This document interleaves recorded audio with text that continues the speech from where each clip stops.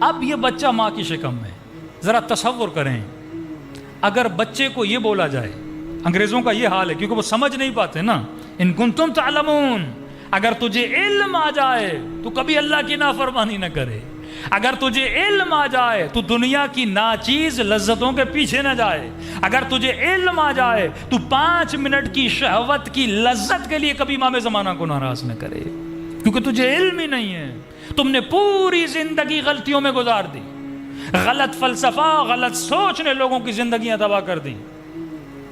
کتنے لوگ تھے جو یورپ کی خواہش میں، ویسٹرن ورلڈ کی خواہش میں، کبھی ترکی کے راستے سے، کبھی دریاؤں کے راستے سے مر گئے۔ کس کی خواہش میں گئے تھے؟ مطلب آپ کی غلط سوچ آپ کی زندگی کو کیا کرتی ہے؟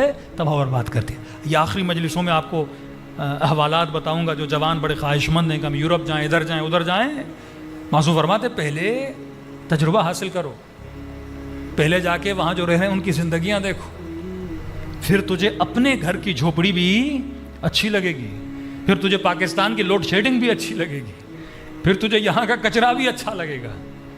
دور سے دھول سہانے ہوتے ہیں، ہر چیز آپ کو اچھی لگتی ہے، لیکن جب آپ کو یہ مقصد پتا چل گیا، زندگی کا مقصد صرف پیسہ کمانا نہیں ہے، زندگی کا مقصد صرف لگژری لائف اسٹائل کو حاصل کرنا نہیں ہے، اگر یہ ساری چیزیں مجھے مل جائیں پھر بھی سکون نہ ملے تو پھر فائدہ کیا؟ آج آپ کے بڑے بڑے سیاستدان، کوئی لندن بیٹھا ہے، کوئی کہاں بیٹھا ہے، سکون ہے ان کی زندگیوں میں؟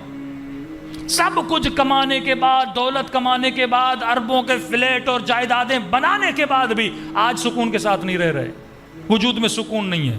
کیوں؟ کیونکہ وہ غلط راستے پر چلے۔ اہدنا الصراط المستقیم، جو راستہ خدا نے بنایا ہے اسی راستے میں سکون ہے، اسی راستے میں خدا نے پیس رکھا، اسی راستے میں خدا نے امن رکھا ہے۔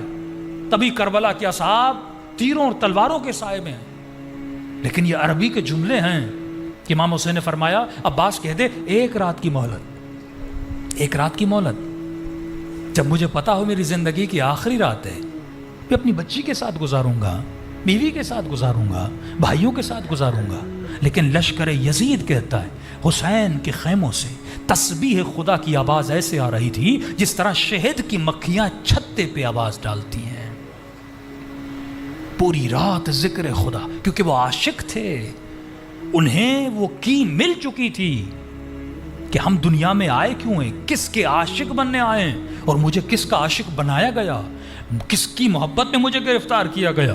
بس آج اشارہ دے رہا ہوں، تفصیل میں کل جاؤں گا۔ فرمایا شکم اور دنیا، اسی پہ فوکس رکھیں، گھر جا کے اسی پہ سوچیں، یہ کائنات سمجھو شکم مادر ہے۔ پہلا پیٹ جس میں تم آتے ہو وہ ماں کا پیٹ ہے، دوسرا پیٹ تم جس میں آتے ہو وہ دنیا کا پیٹ ہے، اس پیٹ سے نکل کے تم جس کائنات میں جاتے ہو وہ عالم برزخ ہے، برزخ کے بعد جہاں جاتے ہو وہ قیامت ہے، قیامت کے بعد جہاں تجھے بھیجا جائے گا وہ ابدی زندگی ہے۔ یعنی 4 مرحلے تم کراس کرو گے، پہلا مرحلہ ماں کا پیٹ، دوسرا مرحلہ دنیا کا پیٹ، تیسرا مرحلہ عالم برزخ، چوتھا مرحلہ قیامت کا، 5واں مرحلہ جو ابدی زندگی ہے جسے حیات ابدی کہتے ہیں، جو خالدین فیہا ہے، یا ہمیشہ کے لیے جہنمی بنے گا یا ہمیشہ کے لیے کیا بنے گا، جنتی بنے گا۔ لیکن پہلے اس کو تو سمجھو کہ تم ہو کہاں پہ اور تمہیں جانا کہاں پر ہے۔ معصوم فرماتے یہ دنیا عالم برزخ کے مقابلے میں ماں کے پیٹ کی مانند ہے۔ اب جو پیٹ میں بچہ ہے اس کی خوراک کیا ہے؟ خون، ناڑے کے ذریعے اس کے اندر خون جاتا ہے، اس نے صرف ایک ہی مزہ چکھا ہے اور مزہ خون کا ہے، اس بچے کو اور کسی بھی مزے کا نہیں پتا۔ اس پیٹ میں رہتے ہوئے بچے کو اگر یہ بولا جائے کہ بچے باہر بھی کوئی بہت بڑی دنیا ہے، باہر بہت بڑے ذائقے ہیں، سیب ہیں، پھل ہیں، آم ہیں، یہ سارے ذائقے ہیں، اس بچے کو شعور نہیں ہے۔ ان کنتم لا تعلمون، اللہ کہتا ہے لا یشعرون، تجھے نہیں پتا کہ وہ کائنات کیا ہے، تو شعور نہیں رکھتا، تیری سمجھ سے باہر ہے وہ کیا ہے۔ تبھی مولا علی مثالیں دے کے سمجھا رہے ہیں کہ سمجھ وہ کائنات کیا اور یہ کائنات کیا ہے۔ اس بچے کو شعور نہیں کیونکہ اس نے باہر دیکھا نہیں۔ اب اسے کتنا بھی بولا جائے بھائی باہر نکلو، 400 ذائقے، پھل، پانی، شربت، پتہ نہیں کیا کیا، بچہ کہے گا مجھے بیوقوف نہیں بناؤ، میری دنیا تو یہی ہے، ماں کا پیٹ ہے۔ دوسری چیز، اس بچے کو جو پیٹ میں دیا جا رہا ہے وہ پیٹ کے لیے نہیں ہے۔ مولا نے مثال دی تو مثال پہ غور کریں۔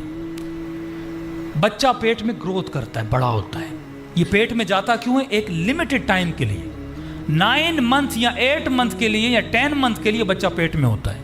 جیسے کمپلیٹ ہوتا ہے پیٹ سے باہر آ جاتا ہے۔ اب وہ کمپلیٹ یا انکمپلیٹ، لیکن اسے ایک مدت کے بعد پیٹ کے کہاں آنا ہے؟ باہر آنا ہے۔ اب اس پیٹ میں بچے کو دیا کیا جا رہا ہے؟ ہاتھ دیے جا رہے ہیں، آنکھیں دی جا رہی ہیں، زبان دی جا رہی ہے، کان دیے جا رہے ہیں۔ کیا یہ ہاتھ اور پاؤں اور کان اس پیٹ کے کام میں ہیں؟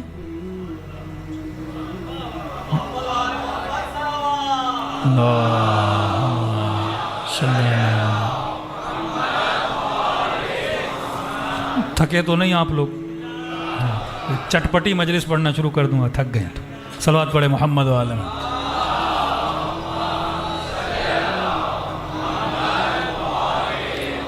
میں نے تقریباً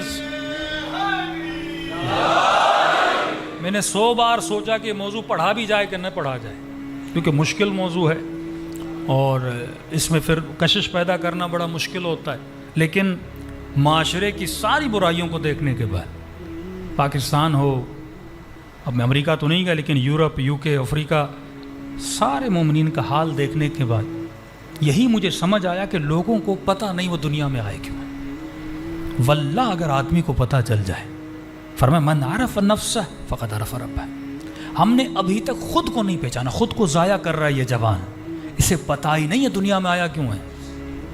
ایک مومن، یعنی وہاں پہ میں نے مایوس چہرے دیکھے۔ یہاں تو الحمدللہ پاکستان میں جب مجلس پڑھتے ہیں، ابھی جہاں جہاں میں پڑھ کے آیا ہوں 80% مجھے جوان طبقہ نظر آ رہا ہے، یہ شوق اور ذوق ہے۔ لیکن آپ یورپ جائیں، UK جائیں، سارے بوڑھے بیٹھے ہوتے ہیں، جوان آتے ہی نہیں۔ جو کشش آپ کو یہاں مل رہی ہے وہاں نہیں ہے، کہ لوگ سسٹم کو نہیں سمجھ پاتے۔ مطلب کفر کے سسٹم میں رہتے وہ اسلام والا بننا چاہتے، ہو نہیں سکتا۔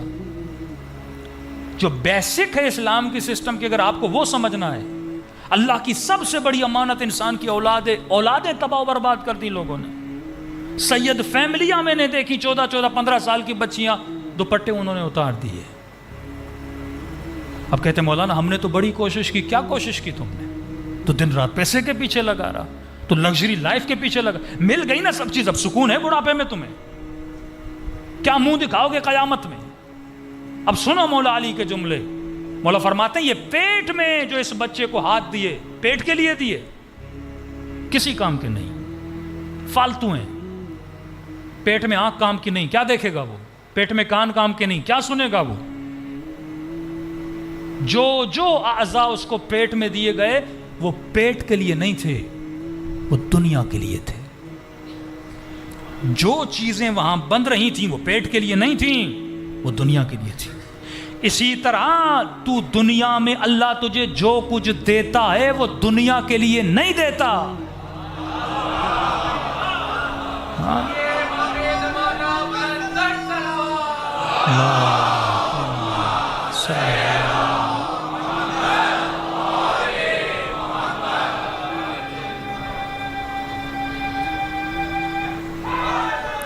یا